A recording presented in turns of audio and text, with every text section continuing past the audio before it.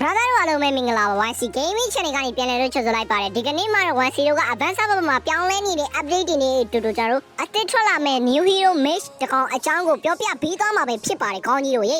ေဒါနဲ့ခဏလေးနေအောင် brother တို့ရေကျွန်တော်ရဲ့ဗီဒီယိုကိုကြည့်ပေးနေတယ်ဆိုလို့ရှိရင် VPN လေးနဲ့ကြည့်ပေးလို့ရပါပြီ brother တို့အတွက်ကျွန်တော်အနေနဲ့ giveaway တွေအများကြီးပေးနိုင်အောင်လဲစူးစမ်းနေတာဖြစ်တဲ့အတွက်ကြောင့်မလို့ကျွန်တော်ရဲ့ channel ကို like and subscribe လေးတယောက်တစ်ချက်စီနှိပ်ခဲ့ပြီးတော့ VPN လေးနဲ့ကြည့်ပေးမယ်ဆိုရင် YC တို့အတွက်ခွန်အားတွေအများကြီးဖြစ်စေမှာပါဒါကြောင့်ဆက်ဆက်လေးနှိပ်ခဲ့ပြီးတော့ VPN လေးနဲ့ကြည့်ပေးဖို့မမေ့ပါနဲ့နော်ကဲအဲ့တော့ပြောင်းလဲသွားမှာကဘာလဲဆိုတော့ဘာမှတော့မပြောင်းလဲတော့ browser နဲ့သူမရဲ့ဆက်ဆံရေးတွေပဲပြောင်းလဲသွားမှာsorry မလို့ in-game interface ပုံစံကအခုမြင်တွေ့နေရတဲ့ပုံစံအတိုင်း new hero ပုံစံနဲ့ကျွန်တော်တို့တရုတ်ပြည်ရောက်သွားသလိုခံစားချက်မျိုးကြီးနဲ့ကိုပြောင်းလဲသွားမှာပဲဖြစ်ပါတယ်ဒါကိုမကြိုက်တဲ့ browser တွေအနေနဲ့နောက် season update မှာကျွန်တော်တို့ဘာတွေပြောင်းလဲလို့ရမလဲဆိုရင်တော့ Timeless Gacha တွေမှာကိုကြိုက်တဲ့ hero ပုံစံနဲ့ပေါ့နော်အရင် season တွေကလာခဲ့တဲ့ပုံစံတွေကိုပြောင်းလဲပြီးတော့ထားလို့ရမှာပဲဖြစ်ပါတယ်ခေါင်းကြီးတွေဒီနေရာမှာတော့အခုလောလောဆယ်မှာတော့ hero တွေကိုပဲထားလို့ရသေးတယ်ပေါ့နော်season 30ကနေစပြီးတော့ထက်သမျှကျွန်တော်တို့ဒီ Timeless Gacha တွေအသုံးပြုလို့ရမှာဖြစ်ပြီးတော့skin တွေကိုတော့အခုချိန်မှာတော့ထားလို့မရသေးဘူး skin တွေကိုတော့နောက်ပိုင်းမှာထားလို့ရကောင်းရသွားနိုင်တယ်ခေါင်းကြီးတွေဒါလည်းအတိအကျတော့မဟုတ်သေးဘူးတိကျတာကတော့ဒီနေရာမှာအရင် season တွေမှာတော့လာခဲ့တဲ့ပုံစံတွေကိုကိုကြိုက်တဲ့အနေထား design color လေးနဲ့ပြောင်းလဲပြီးတော့ထားသွားလို့ရမှာဖြစ်ပါတယ်ကဲဒါဆိုရင်တော့ကျွန်တော်အသစ်ထွက်လာမယ့် new hero mage အကြောင်းကိုပြောလိုက်အောင်ခေါင်းကြီးတွေ hero ရဲ့နာမည်ကတော့ကျွန်တော်အနေနဲ့တိကျတော့ခေါ်လို့မတက်ဘူးမှားသွားမှလည်းစိုးတယ်ပေါ့နော်ဒါပေမဲ့ original server ကိုရောက်လာခဲ့ရင်တော့ brother တို့နာမည်ပေးတဲ့အတိုင်းပဲကျွန်တော်ကတော့ခေါ်မယ်အခုလောလောဆယ်ကတော့ကျွန်တော်တောင်းမလေးလိုပဲခေါ်လိုက်မယ်ပေါ့နော်ဘာလို့လဲဆို design color အနေထားက down လေးနဲ့တော်တော်လေးကိုမှဆင်းနေဗျာပြီးတော့ outfit ကြီးကိုလည်း show ဝတ်စုံကြီးကတော်တော်ကြီးကိုမှလန်းနေဗျာအနောက်မှာအမီးလို့ဘာလို့နဲ့ကဝင်ကာယကြီးနဲ့ပေါ့နော်ကဝင်ကာယနဲ့ဆိုဖုန်နေအမိုက်တင်တစ်ခါလေးလဲပြီးသားဖြစ်တာပေါ့ခေါင်းကြီးတို့က okay အဆင်ပြေတယ်အဲ့အတွက်ကြောင့်ဒီ hero ကိုကျွန်တော်လည်းအတူတူဘလို့ scale animation effect တွေထွက်မလဲပြီးတော့ဘလို့ scale compo တွေသုံးလို့ရမလဲဘာတွေညာတွေပါမလဲဆိုတော့အတူတူသွားရော show မှာပဲဖြစ်ပါတယ်ခေါင်းကြီးတို့ရေ okay ကျွန်တော်တို့ battery တွေကိုရောက်ပြီဆိုတာနဲ့အခုလောလောဆယ်ကျွန်တော်ဘာမှမစမ်းပြသေးခင်ပြောချင်တာကတော့ကျွန်တော်ရဲ့ YouTube channel ကို like and subscribe တွေမလုပ်ရသေးရင်လုပ်ခဲ့ပေးဖို့ပြောချင်ပါတယ်ခေါင်းကြီးတို့ရေကဲတော့ဆိုတော့ကျွန်တော် hero ကိုစာပြီးစမ်းမယ်ဒီ hero မှာကအရင်မိုက်တာကသူ့ရဲ့ passive လို့ပြောလို့ရတယ်သူ့ရဲ့ passive ကဘယ်လိုမျိုးလဲဆိုတော့ enemy နားကိုရောက်သွားမယ်ပေါ့နော်ဒီမှာ attack rate လို့ပုံစံမျိုးလေးပေါ်နေရဆိုရင် enemy ကိုနောက်ကိုပြန်ကန်ထုတ်ပလိုက်မှာပဲဖြစ်ပါတယ်တကယ်တော့ကိုကတွင်းနေနေတဲ့အချိန်မျိုးမှာပေါ့နော်တခြားသူတွေကကိုကေးကောက်ဖို့ကြိုးစားတာပဲဖြစ်ဖြစ်ဝင်လုံးတာပဲဖြစ်ဖြစ်ကိုရဲ့ပတ်စစ်တာရှိမယ်ဆိုလို့ရှိရင်ပေါ့နော် enemy ကိုအနောက်ကိုတော်တော်ကြီးကိုတွန်းပို့ပေးသွားနိုင်မှာပဲဖြစ်ပါတယ်ကောင်းကြီးတွေပြီးတော့သူရဲ့ပတ်စစ်ကူတောင်းကိုလည်းကျွန်တော်အခုလိုမျိုးအောက်မှာကျွန်တော်ကြည့်လို့ရမှာပဲဖြစ်ပါတယ်နောက်ပြီးတော့ရင်း server franco တို့ရဲ့ ultimate အရန်ကနေပြီးတော့လည်းပတ်စစ်နဲ့ကောက်ွင်နိုင်မှာပဲဖြစ်ပါတယ်ကောင်းကြီးတွေကဲဒါဆိုရင်တော့ကျွန်တော်တို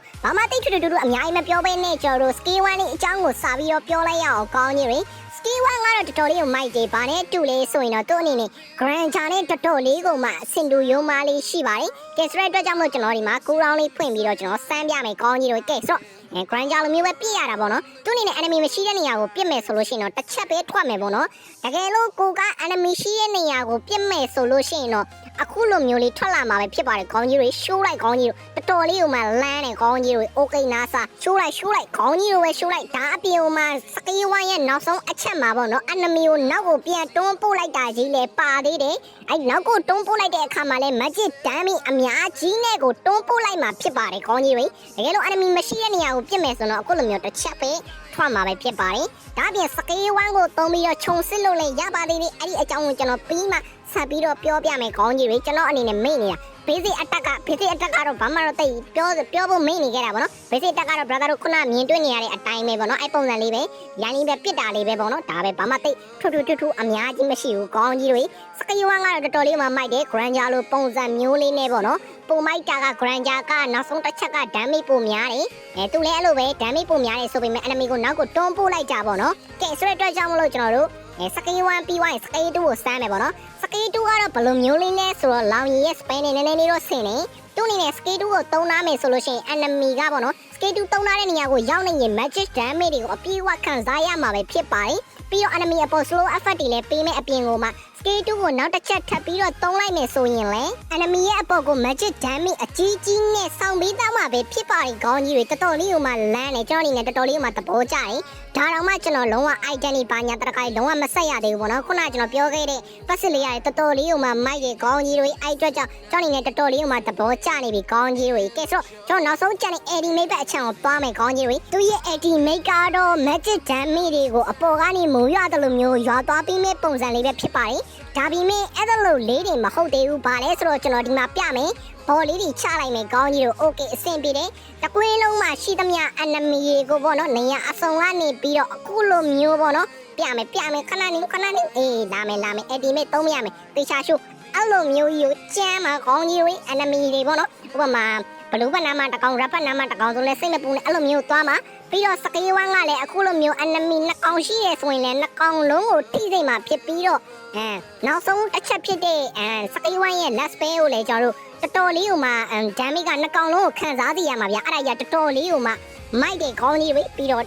ရန်ဂျာတော့မှတကောင်ပဲထိတာဗျဒီကောင်ကနှစ်ကောင်လုံးကိုထိုးဖောက်ပြီးတော့ထိတာဆိုတော့တော်တော်လေးကိုမှလမ်းတဲ့ခေါင်းကြီးတွေ